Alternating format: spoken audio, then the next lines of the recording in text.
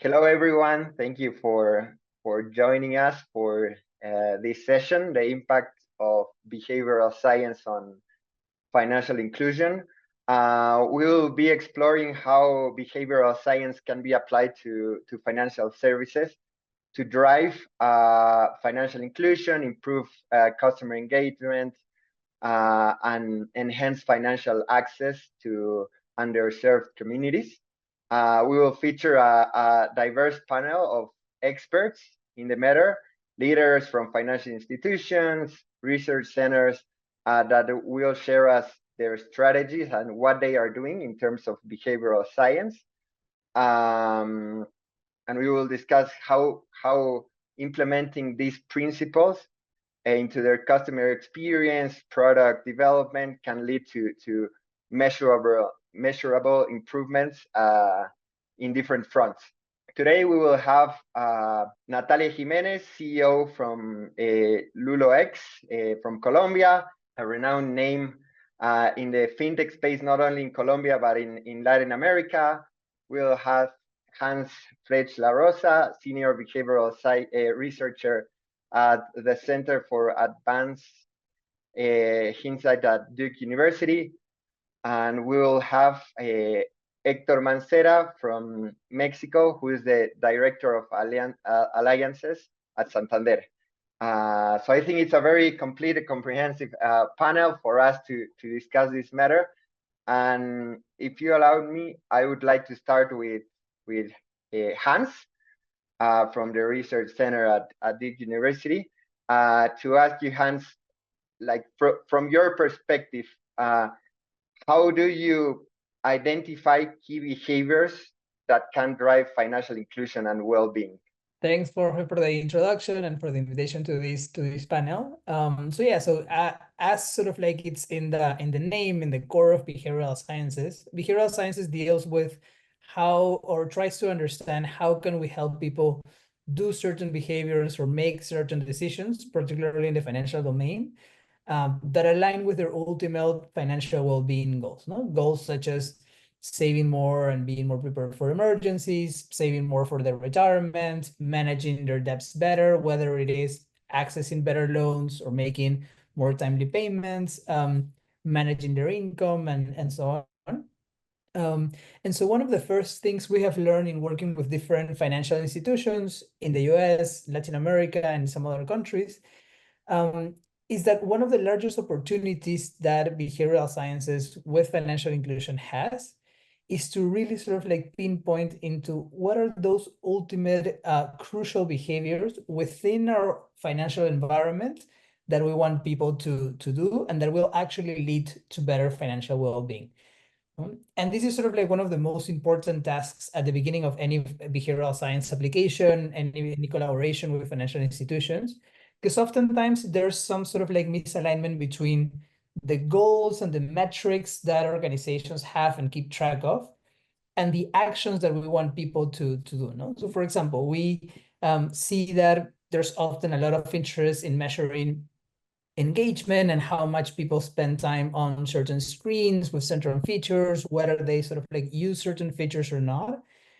But ultimately, where the key opportunity is on then trying to align those metrics with what is the real action within our financial environment or our financial product. What is the real action that can help someone increase some of those financial well-being goals? So for example, if an organization is interested in getting people to use a certain savings feature more, and they measure clicks and how much time they spend on that feature, what we actually want to put our attention on is how much is this person saving? Like how many transactions are they making from the main account to a savings account? Or how many people from all of our users have opened and created a particular savings bucket or a savings account that can help them be more prepared for emergencies, And once we sort of like narrow those down, once we sort of like identify those key behaviors, then we can use a tool and a framework that we have been using a lot in behavioral sciences and many organizations as well.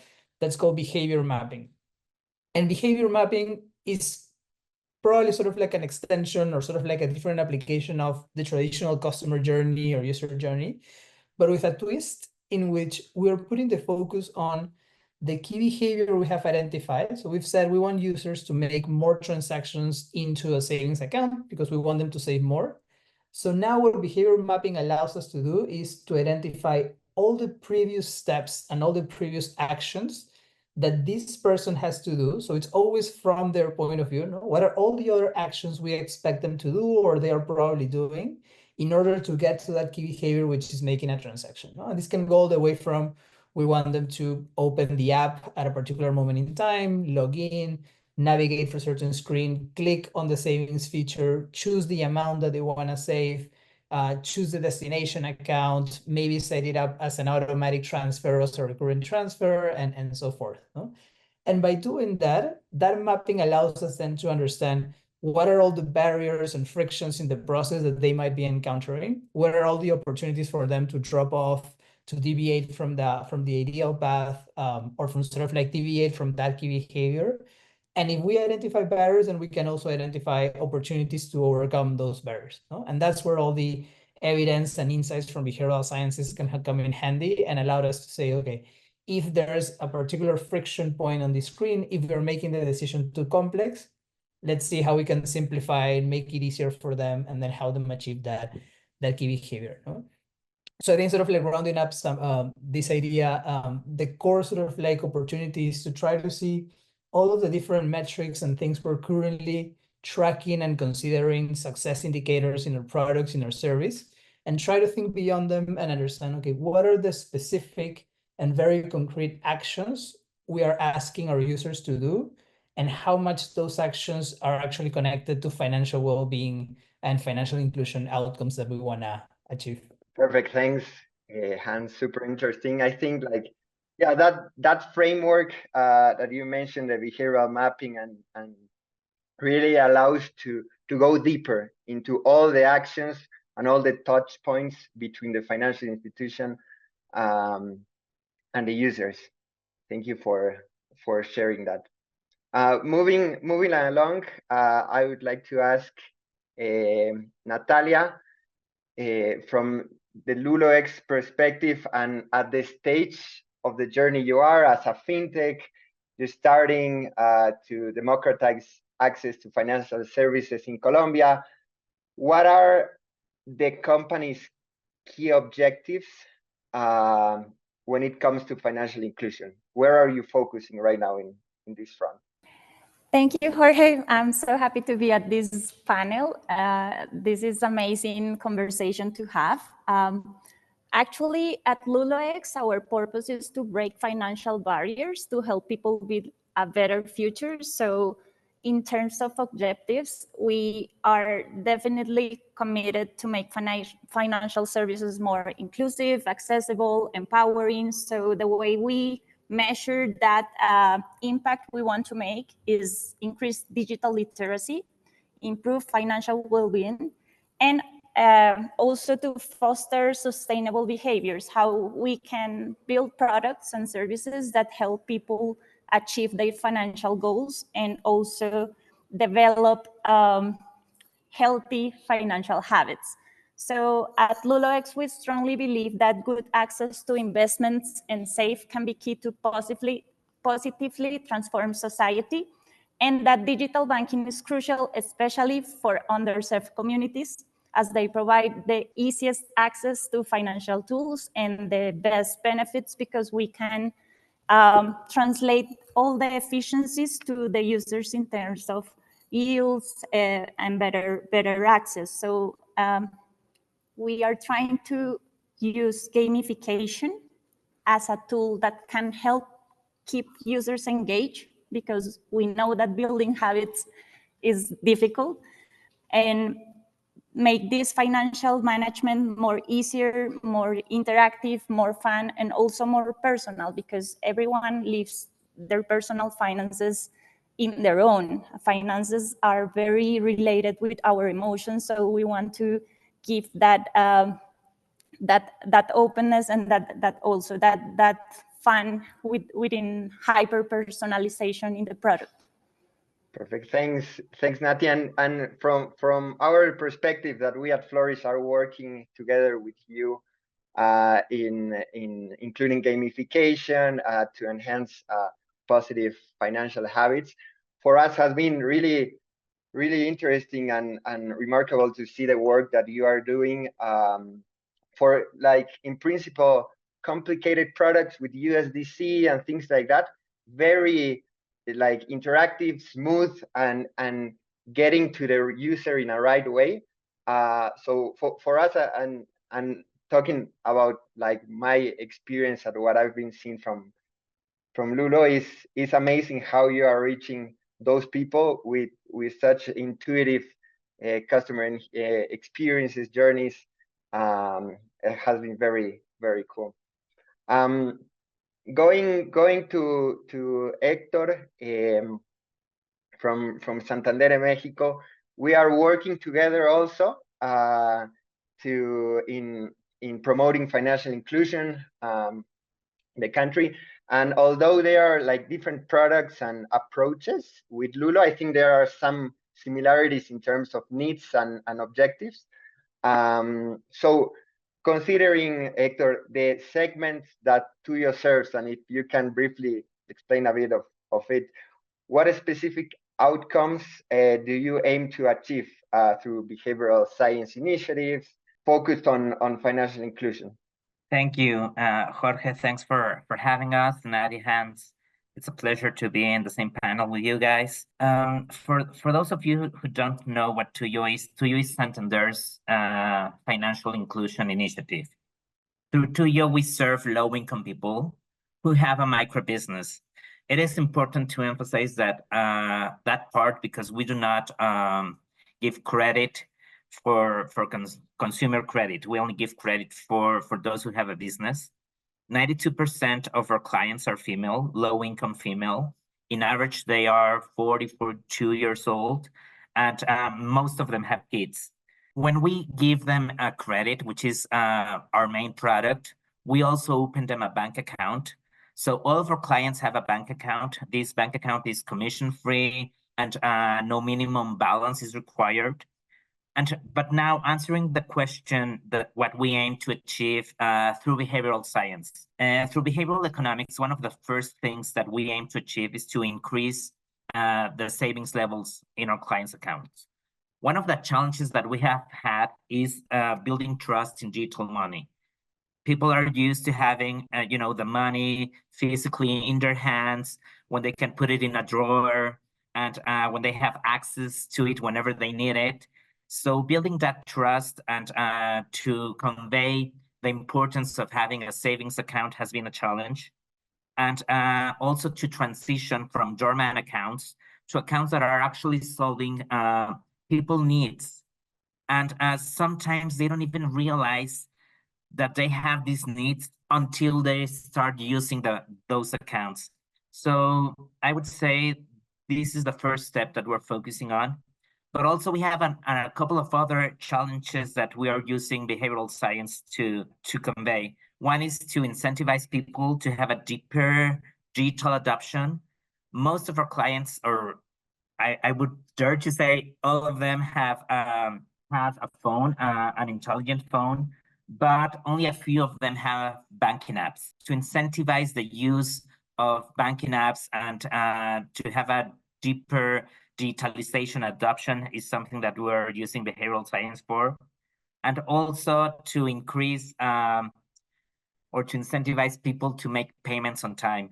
So I would say those are the three main things that in Tuyo we are focusing as our first steps in behavioral science to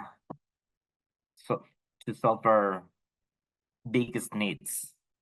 Thanks, Hector. Yeah, I think what you are bringing to the table is very important, because there's that first barrier of like trust to like digital money, to go from physical to digital, and to enhance digital adoption in the journey, to make the process smooth, to make them feel comfortable by sharing information, how to make transactions and everything.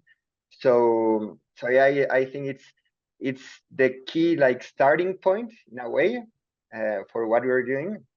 So yeah, thank you for sharing this. And as I was mentioning, a lot of similarities with the goals that Natalia and Lulo X team are facing, perhaps a different segment in some points, but towards the same objective.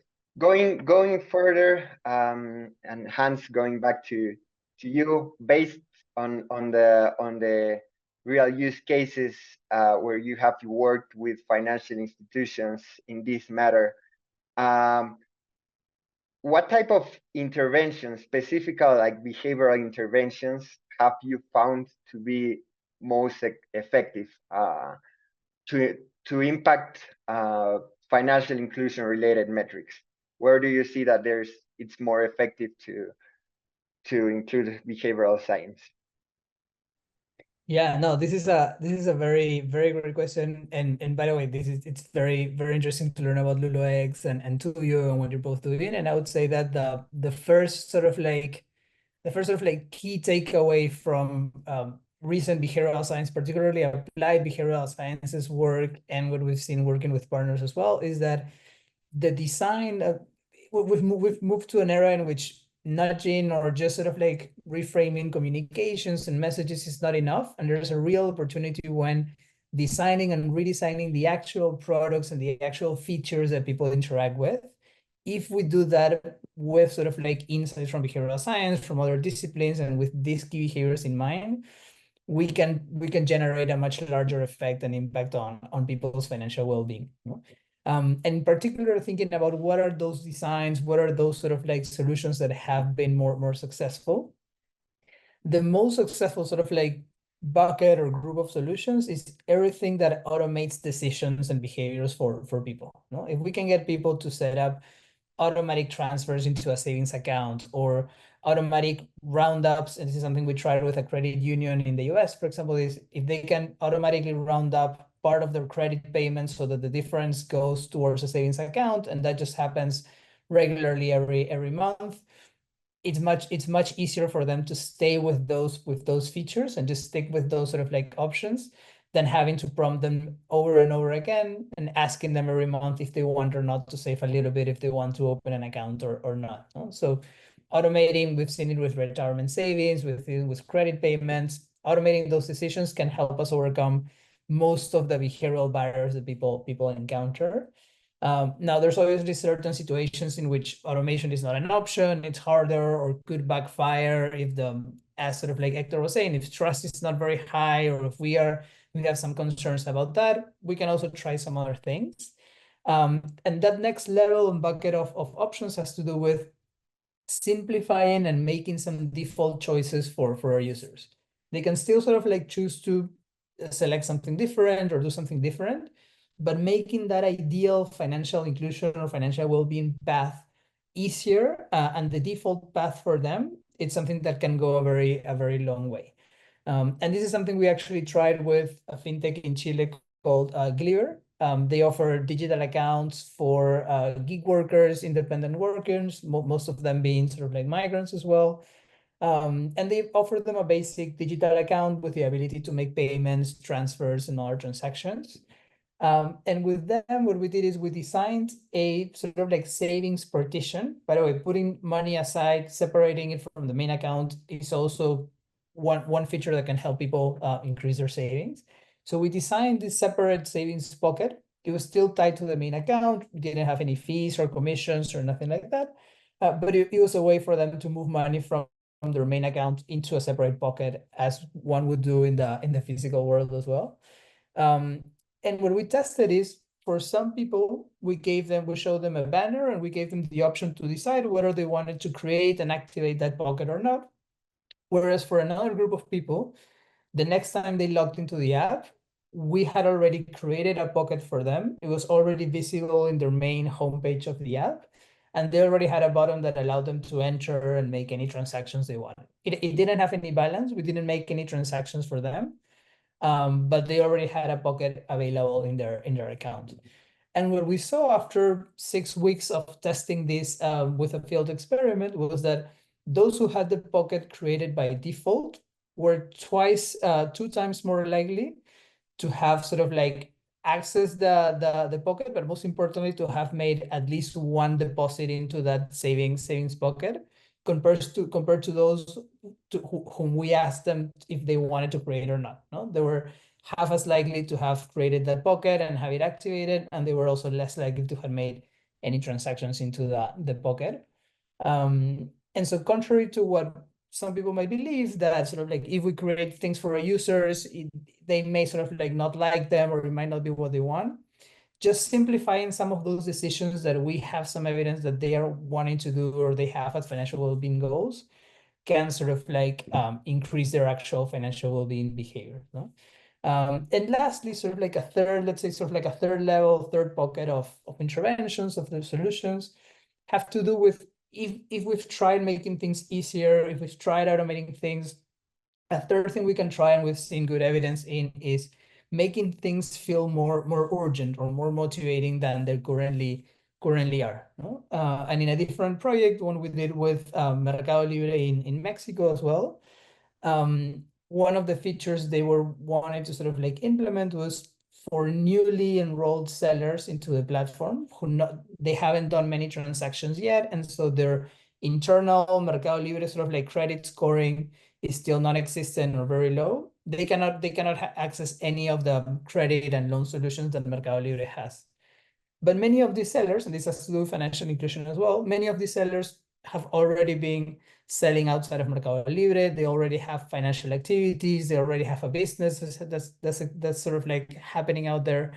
And so Mercado Libre gave them the chance to connect other financial accounts, other tax accounts, information from other platforms into Mercado Libre as a way for Mercado Libre to have a more transparent, more clear view of who their sellers were, what was their financial condition, and hence give them access to financial credits and loans if they needed to. But very few people were using this feature. Lots of sellers were joining every month. Very few of them were connecting other accounts. And so we tried different messages, different communications with Mercado Libre, and in the app the next time they logged in. And the one that worked the best was one that we called a completion bias message. Basically, what we were trying to trigger in that message was the sense that, one, they were very close to sort of like completing this setup step, which was basically just logging into one of their accounts and linking it to Mercado Libre. That it was an easy step. It was very clear what they had to do, and there wasn't a lot of friction in the process. And also to create some urgency, we added some visuals that just make it pop up as that something in their setup was incomplete. They just need to sort of like complete the setup in order to access Mercado Libre's loan service. And that one also increased by about 96% the amount of users who eventually had linked at least one account compared to all the other and control messages that we tested.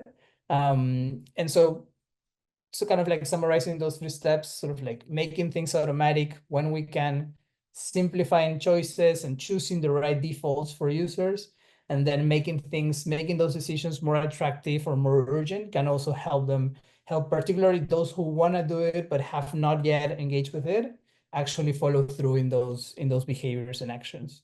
Awesome. Thanks, Hans, and thanks for bringing those real live cases like the fintech in Chile, Mercado Libre in Mexico. It was super clear, and like what I got from it, like super summarized, automation, simplicity, and incentives, and make it more attractive.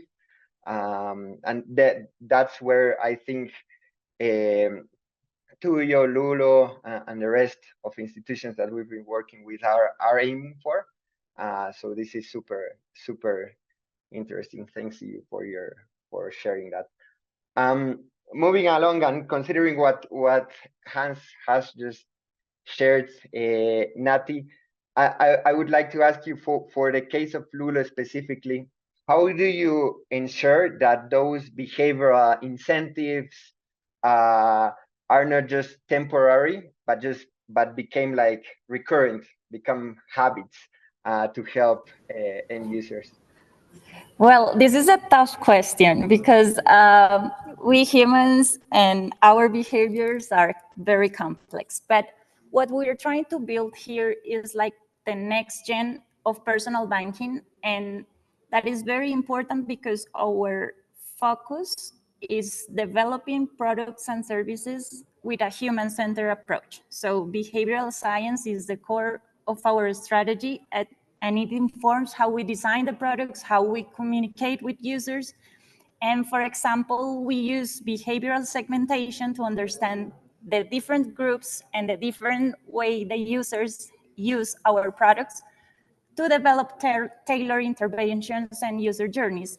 So for example, we like nudging the beginner users to save in critical moments and encourage them to keep on track. We focus on habit formation by building interventions that are very simple and repeatable. And we use techniques like micro rewards and small wins.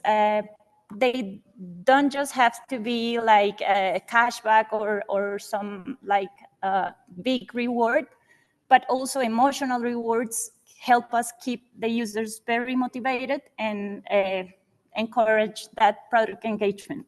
So what we find out also is that providing contextual education also helps a lot the users understand why they have to keep on track or what's the value behind, I don't know, investing, savings. And particularly at Lulo X, that we are a crypto wallet, we Colombians can have accounts in another currency that is not Colombian pesos easily. So we have this mindset and this small phrase that says that the future is built $1 at a time. And what we want to address with this type of phrases is that more than ever, investing is not a luxury, it's a necessity. And before investing, it is crucial to organize our personal finance so we can invest consistently every month. We invest to protect the value of our money, to grow our wealth, to create a second source of income, to make the money work for us and not the other way around. And the core insight here is that the magic lies in consistency, not just chasing the highest returns or the best yields. So as Hans was saying, helping the users reduce friction by automating the savings and investments has been very useful for us to help the users keep on track. And well, to track that sustainability, we monitor engagement scores, retention rates, continuity of the savings and investment behaviors over extended periods. And also, we are trying to build now a financial health score that help us understand like that user in a more complex and complete way, not just by one product, but all the financial behavior. Awesome, Natalie, thanks. I know it was like a tricky question, like that can cover a lot of things, but it was super interesting to hear all the initiatives that you're tackling with. Something that you mentioned that really resonated to me was the contextual education that you provide to show the actual benefits of products that are not as easy like to digest and to understand for the user base. So thank you for that. In that similar path, Hector, I wanted to ask you, like, as you are going forward with these initiatives in Tuyo to increase adoption, trust, and everything, what role do you see that digital channels and gamification together play in enhancing this customer engagement, long-term impact, and final like trust of the user in Tuyo? Thank you for that question. Well, I want to start by saying that in Tuyo, we start with a tech-touch balance. Many of our clients want to have a person that they can talk to, that they can relate to. They want to put a face on the one that's offering them a product or a financial service, and especially when transitioning to a more digital way of transactioning. So we start with this tech touch balance, and then we aim to have a digital evolution. That said, we believe that gamification and digital channels will play a key role when working with underserved communities. Basically, digital channels are the way to democratize the access to financial products and services. So I won't say they will play, they are playing right now a key role when offering products to low-income people and to underserved communities. One of the things that both Hans and Nati said is the importance of quick wins. When we try to move to incentivize people to do a lot more transactions in a digital way, and when we want people to use digital channels as their main way of interacting with the financial products, we have to build habits, as Nati said, but with quick wins. That's the way to start building this trust and to start changing this behavior, because people won't miss what they have not experienced in their life. And one of the things that we have to focus on is to start democratizing the access, but also to start giving them easy access, lowering all the barriers to access to the digital channels. And I want to say something that just came to my mind when Nati was speaking. In Tuyo, we do have financial health tool that helps us measure one of 4 key components where our clients are, or how our clients are in 4 key components in terms of their financial health. One is spending control. The second is emergency funds building. The third is debt management, and the fourth is goal achievement. So with, and I'm linking it with digital channels because we sent out these questions. It's a 12 question survey with a strong methodology behind it that helps us understand where is the key element that we have to focus on each specific client. So for some would be spending control, for some would be emergency fund building, etc. And then we can target and personalize the messages that we want for them to build on and to start improving their financial health, not in all the 4 of them at the same time, but with the one that is most important for them in terms of how they rank. So there are a lot of ways to convey and to use the digital channels in terms of helping people not only improve their access, but also improve their financial health. Awesome, Hector, thanks. And thank you for sharing those 4 financial health pillars.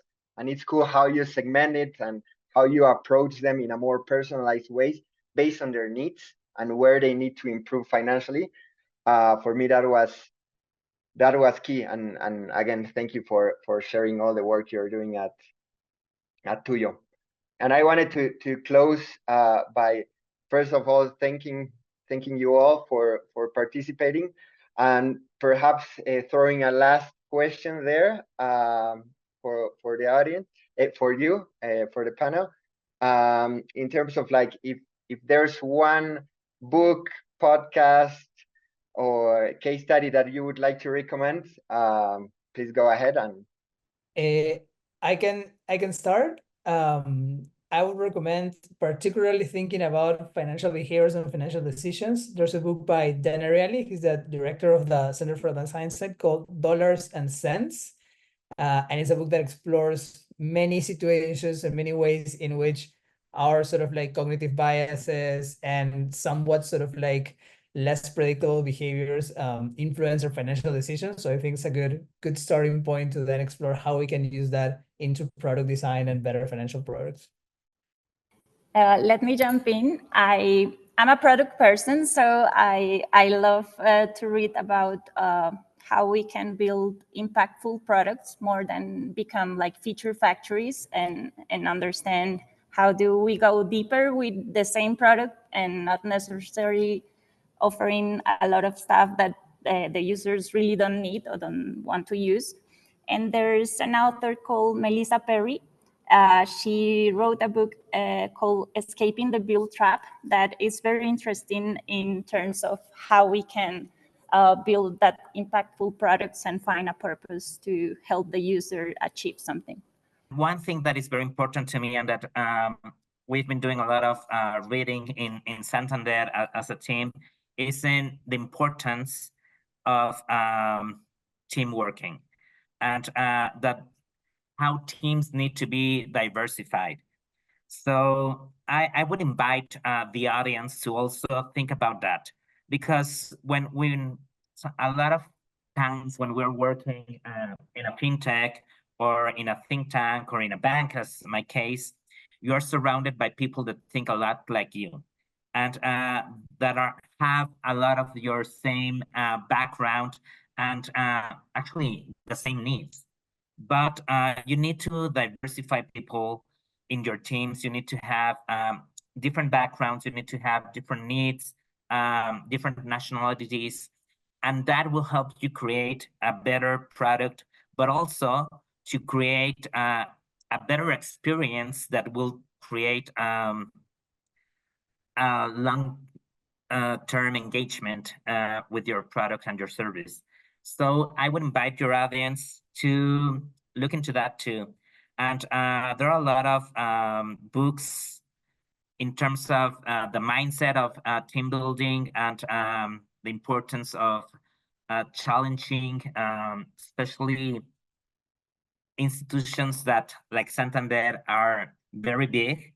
But how do you challenge those institutions in terms of becoming more creative and in terms of, being more like a fintech, actually?